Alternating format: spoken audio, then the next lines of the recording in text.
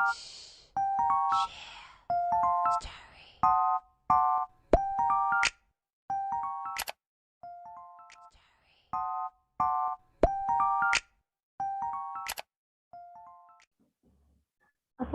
warahmatullahi wabarakatuh. Perkenalkan, nama saya Devira Nurhalizadin dengan NIM 2007872 dari jurusan Perpustakaan dan Sains Informasi Universitas Pendidikan Indonesia. Dan juga saya bersama teman saya yang bernama Irsyad Ismail. Pada video kali ini, saya dengan teman saya akan memaparkan beberapa materi yang menyangkut dengan pendidikan. Sebagai moderator, izinkan saya memaparkan beberapa pertanyaan yang telah disediakan dan akan segera kita bahas. Yang pertama adalah, jelaskan hakikat pendidikan menurut Ki Hajar Dewantara dan bagaimana implikasinya bagi kebahagiaan hidup di dunia dan akhirat. Yang kedua, apa yang dimaksud dengan trisakti jiwa pada diri manusia dan bagaimana mengaktualisasikannya dalam proses pembelajaran. Yang ketiga, jelaskan makna dari Tutwuri Handayani. Selanjutnya, saya sebagai moderator akan membahas pertanyaan yang pertama, yaitu hakikat pendidikan menurut Ki Hajar Dewantara serta implikasinya bagi kebahagiaan hidup di dunia dan akhirat.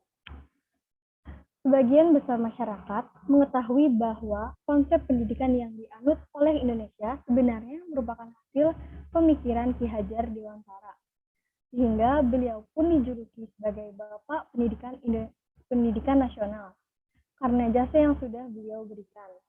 Selain dikenal sebagai pendidik yang hebat, beliau juga terkenal sebagai orang yang agamis serta santun meski berasal dari kalangan ningrat.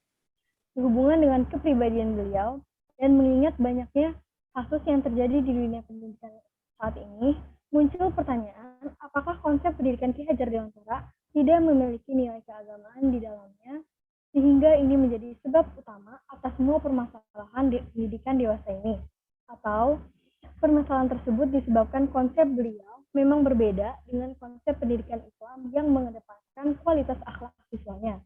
Jika berbeda, maka tidak mengherankan jika keadaan pendidikan Indonesia saat ini cukup memprihatinkan.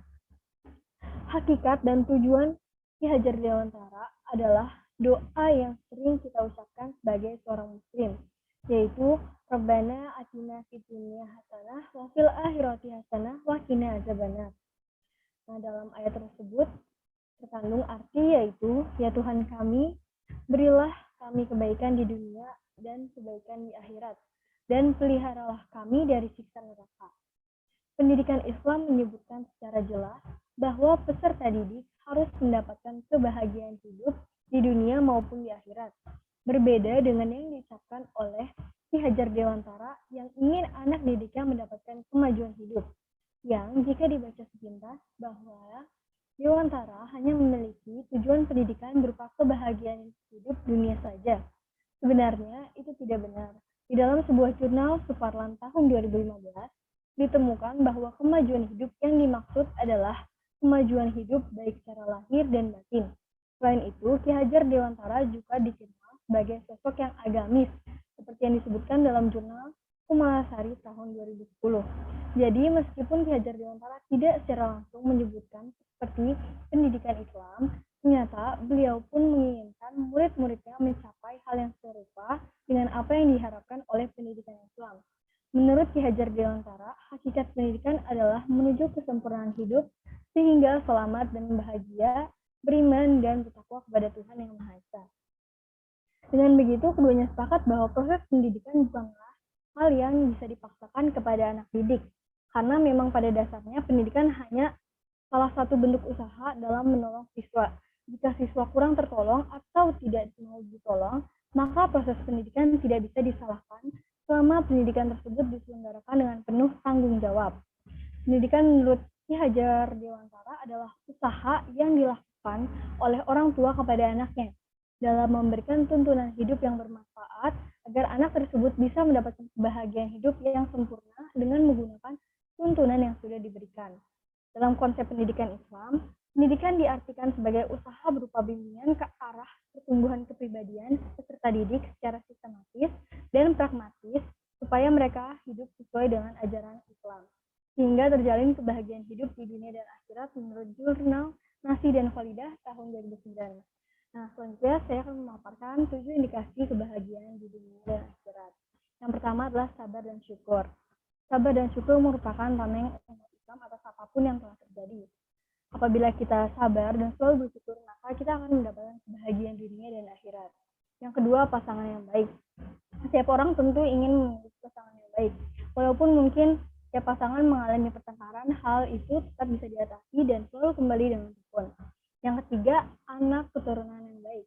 Dengan keturunan yang baik, hidup akan bahagia. Setiap orang pasti ingin memiliki keturunan yang soleh dan baik. Yang keempat, sahabat dan lingkungan yang baik. Sahabat yang satu visi, yang soleh dan memotivasi dalam kebaikan, serta lingkungan yang mendukung kita dan membuat kita jadi bahagia di dunia dan akhirat. Yang kelima, rezeki yang halal. Setiap orang yang mendapatkan rezeki pasti bahagia. Namun, jika rezeki yang didapatkan itu haram, maka tidak akan bahagia dan juga akan mendapatkan dosa. Yang keenam, semangat belajar agama. Karena agama adalah hal yang sangat baik. Tidak ada satupun agama yang mengajarkan hal buruk. Maka dari itu, dengan semangat mempelajari agama, itu akan membuat kita selamat dari dunia dan akhirat. Dan yang ketujuh adalah umur yang berkah. Umur yang berkah itu maksudnya adalah semakin kita tua maka kita semakin bijak, semakin kita tua maka kita semakin soleh, dan semakin kita tua kita semakin menyadari betapa dekatnya kita pada kematian. Sekian pemaparan dari saya. Selanjutnya kita akan membahas pertanyaan nomor 2, yaitu apa yang dimaksud dengan trisakti jiwa pada diri manusia dan bagaimana mengaktualisasikannya dalam proses pembelajaran. Nah, pada pertanyaan nomor 2 ini akan dijawab oleh teman saya, Irsyad Ismail. Irsyad Ismail, dipersilahkan.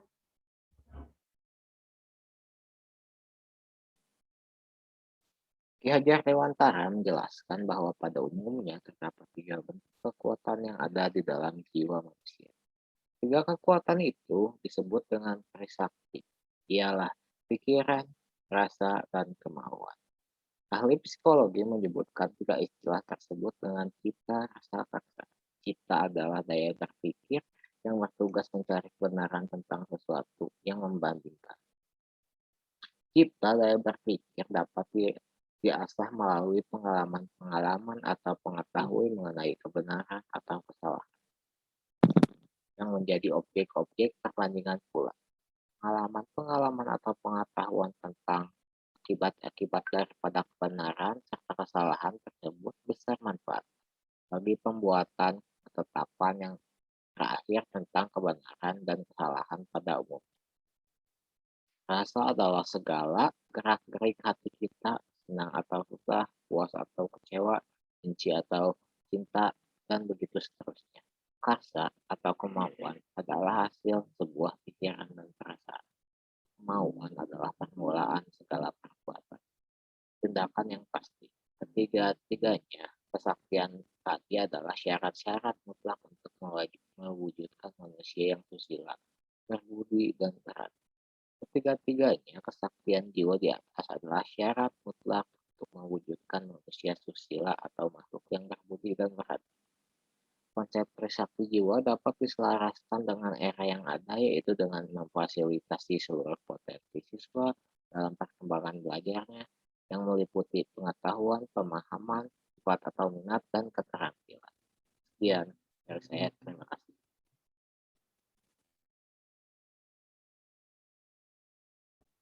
Baik, terima kasih atas pemaparan jawaban nomor 2. Selanjutnya kita akan membahas pertanyaan terakhir, yaitu jelaskan makna pedagogis dari Tuturi Handayani. Nah, pada pertanyaan ini, silakan Irsyad Ismail menjawab. Dipersilakan untuk Irsyad Ismail.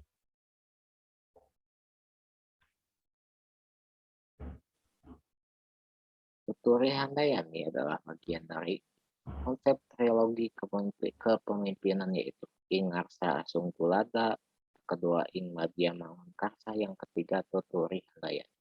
Yang akan kita bahas adalah makna pedagogis dari Tuturi Handayani itu sendiri.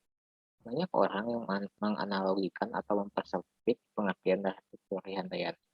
Tuturi Handayani sering diartikan oleh banyak orang adalah orang yang mendorong dari belakang. Tuturi Handayani terbagi menjadi 2, yaitu tuturi dan handayani. Tuturi artinya memberikan bimbingan, dan Handayani memberikan kesempatan. Dari pengertian yang telah dipaparkan, makna pedagogis dari tuturi Handayani adalah seorang guru harus senantiasa memberikan bimbingan, tapi juga memberikan kesempatan. Harus proporsional antara bimbingan dan kesempatan.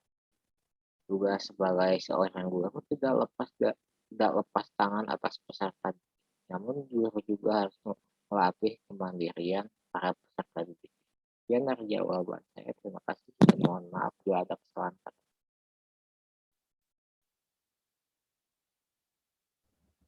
Baik, terima kasih atas pemaparan dari jawaban nomor 3. Selanjutnya, kita sudah sampai di penghujung acara dan izinkan saya menyatakan beberapa kalimat dari Ki Hajar Dewantara, yaitu